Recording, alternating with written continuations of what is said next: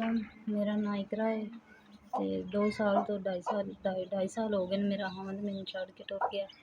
एक बेटी है एक बेटा है ते 2.5 साल तो मैं इत्थे अपने वालिद दे घर ही हां। मां मेरी बीमार है, बाप मेरा मजदूरी करदा है। वालदा मेरी बीमार ने, चारपाई ते ने। वालिद मेरा मजदूरी करके लिआंदा है ते मेरे बच्चों का भी पेट चल रहा है।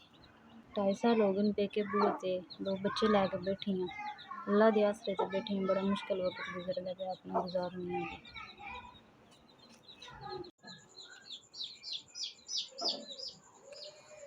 जी तुहाडी बड़ी बड़ी मेहरबानी, तुहाडा दित्या 5000 मेरे कोल आ गया वे। अल्लाह तुहानू चौके तो चौका देवे। तुहाडे भेजे पैसे नाल हुण मैं कुछ अपने बच्चों का कोई दाल लून कोई निज़ाम चला लांगी। अल्लाह तुहानू ज़्यादा तो ज़्यादा देवे। बड़ी बड़ी तुहाडी मेहरबानी। खावन छड़ के टुर गया ते तुहाडे आ दित्ते 5000 नाल मैं कुछ बच्चों का दाल लून चला लांगी। तुहाडी बड़ी बड़ी मेहरबानी। बड़ी बड़ी मेहरबानी, तुहाडा कल्लिया 5000 मेरे को आ गया वे। अल्लाह दी ज़ात तुहानू चौके तो चौका देवे, ज़्यादा तो ज़्यादा देवे, खुश ते बाद रखे। साढ़े माड़े बंदे दियां तुहाडे वास्ते दुआवां ही ने।